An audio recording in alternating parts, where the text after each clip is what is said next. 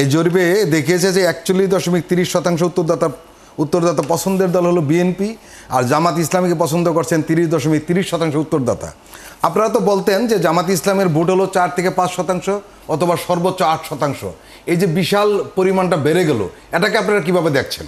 ইমরান সাহেব প্রিন্স একটা মন্তব্য নিয়ে আমি এই মানে জরিপের বিষয়টা একটু শেষ করতে চাই। এই জরিপটাকে বিএনপি আসলে কিভাবে দেখছে? ধন্যবাদ আজকে এই শোতে আমাকে আমন্ত্রণ জানানোর জন্য। তো আমি আসলে আজকে সারাটা দিনই আমার নির্বাচনী এলাকার বিভিন্ন কর্মকাণ্ডে ছিলাম। আমি আসলে জরিপটার বিষয়ে ঠিক সেইভাবে গভীরভাবে আমার দেখার কোনো সুযোগ হয়নি। আমি বিভিন্ন সংবাদপত্রের অনলাইনে এই জরিপটা যে প্রকাশিত হয়েছে, জাস্ট কিছু চোখ বোলানো হয়তো আমার সম্ভব হয়েছে। সে কারণে এটা ডিপে আমি যেতে পারছি না, এই জন্য আমি আন্তরিকভাবে দুঃখিত।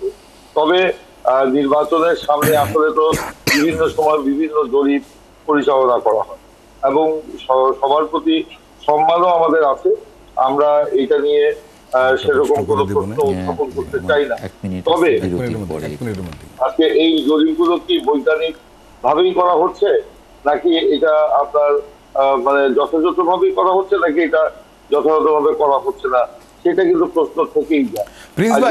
প্রিন্স ভাই একটা প্রশ্ন আপনার কাছে, সেটি হলো যে এই জরিপে দেখিয়েছে যে 41.30% উত্তরদাতা পছন্দের দল হলো বিএনপি, আর জামাত ইসলামীকে পছন্দ করছেন 30.30% উত্তরদাতা।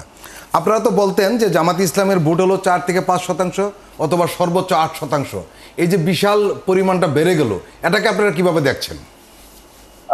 দেখুন, আমি এটাকে বিশ্লেষণ আমি এই মুহূর্তে করতে চাই না।